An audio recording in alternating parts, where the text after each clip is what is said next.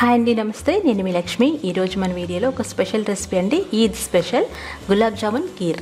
అదేనండి, సేమియా విత్ గులాబ్ జామున్. చాలా టేస్టీగా ఉంటుంది, చాలా డిఫరెంట్గా ఉంటుంది అనమాట. ఈ రెండు కలిపి తింటే అదొక కొత్త టేస్ట్ ఉంది, మీరు ఖచ్చితంగా ట్రై చేయాల్సిందే. సో ఇది ఈద్ స్పెషల్ రెసిపీ అండి. ఎక్కువగా నార్త్ ఇండియాలో ఈ రంజాన్ మాసంలో ఎక్కువగా చేస్తూ ఉంటారు. ఈ రెసిపీ వచ్చేసి మా ఫ్రెండ్ నాకు నేర్పించింది. చాలా టేస్టీగా ఉంది. సర్వ్ చేయడం కూడా ఇలా గ్లాసుల్లో సర్వ్ చేసి ఇచ్చారనమాట. అది మధ్యలో తింటూ ఉంటే సర్ప్రైజింగ్గా గులాబ్ జామున్ దొరికింది. సో ఫ్రెండ్స్, మీరు తప్పకుండా ట్రై చేయండి. మరి రెసిపీలోకి వెళ్ళిపోదామా? ఇక్కడ ఒక 2-3 టేబుల్ స్పూన్ల నెయ్యి వేసి కరిగించుకోవాలి. నెయ్యి కరిగిన తర్వాత గుప్పెడు వరకు జీడిపప్పులు వేసుకొని వేయించుకోవాలి. వీటి బదులుగా మీరు కిస్మిస్లు, బాదాములు కూడా వేసుకోవచ్చు, కానీ జీడిపప్పులే బాగుంటుందన్నమాట, ఎందుకంటే గులాబ్ జామున్ వేస్తాం కాబట్టి. ఇవి దోరగా వేయించుకొని పక్కన పెట్టుకోండి. ఇప్పుడు అందులో చిన్న టీ గ్లాసు సేమియా వేసుకోవాలి. దాదాపు 50 గ్రాముల వరకు ఉంటుంది. దీన్ని మీడియం ఫ్లేమ్లో పెట్టి 2-3 నిమిషాలు కలుపుకుంటూ వేయిస్తే చక్కగా వేగుతాయి, మాడిపోకుండా చూసుకోవాలి. ఇవి కొంచెం కలర్ మారిన తర్వాత తీసేసి ఒక వేరే ప్లేట్లో పెట్టుకోవాలి. మనం ఏ గ్లాస్ అయితే తీసుకున్నామో అదే గ్లాస్తో 4 గ్లాసుల చిక్కటి పాలు, ఫుల్ క్రీమ్ మిల్క్ వేసుకోవాలన్నమాట. దాదాపు 1/2 లీటర్ వరకు వేసాను నేను. వీటిని ఒక 5 నిమిషాలు మీడియం ఫ్లేమ్లో మరిగించుకోవాలి. ఇలా పొంగు రావాలన్నమాట. ఆల్రెడీ ఇవి కాచిన పాలండి, అందుకని తొందరగా పొంగు వచ్చేస్తాయి. చూసారు కదా, పొంగు వస్తుందన్నమాట.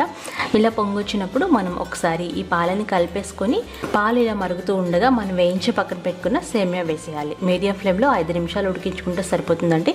సేమియా చాలా తొందరగా ఉడికిపోతుంది.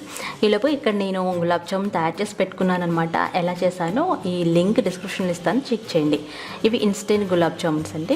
ఇప్పుడు సేమియా ఉడికిందో లేదో చెక్ చేయాలి. చాలా తొందరగా ఉడుకుతుంది కదా, ఇలా 2గా కట్ అయిందంటే ఉడికిపోయినట్టు. ఇప్పుడు అందులో 3/4 గ్లాస్ పంచదార వేసుకోవాలి. పంచదార వేసిన తర్వాత మరొక 5 నిమిషాలు మీడియం ఫ్లేమ్లో ఉడికించుకోవాలి.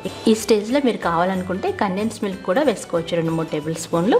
ఇక్కడ నా దగ్గర ఉన్నాయి కాబట్టి కుంకుమ పువ్వు వేసాను, లేదంటే మీరు దాని బదులుగా 1 టీ స్పూన్ యాలక్కాయల పొడి కూడా వేసుకోవచ్చు. కానీ ఈ రంజాన్ స్పెషల్ అయితే కుంకుమ పువ్వు వేసి సర్వ్ చేస్తారనమాట.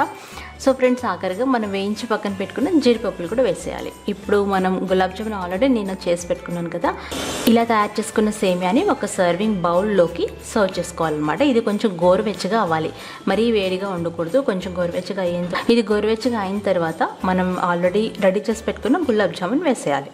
గులాబ్ జామున్ వేసిన తర్వాత దానిపైన కొంచెం కుంకుమ చల్లుకొని సర్వ్ చేసుకోవాలి.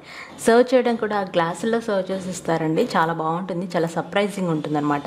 యాక్చువల్గా మనం కీర్ అనుకుంటాం కదా, సేమియా అనుకుంటాం, కానీ అందులో మనం తింటూ ఉంటే మధ్యలో గులాబ్ జాములు తగులుతూ ఉంటాయన్నమాట.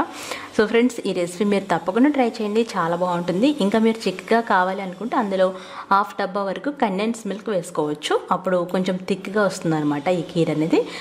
ఈ స్పెషల్ రెసిపీ మీకు ఎలా ఉందో నాకు కామెంట్ చేసి చెప్పండి. ఈ వీడియో నచ్చితే లైక్ చేయండి, షేర్ చేయండి.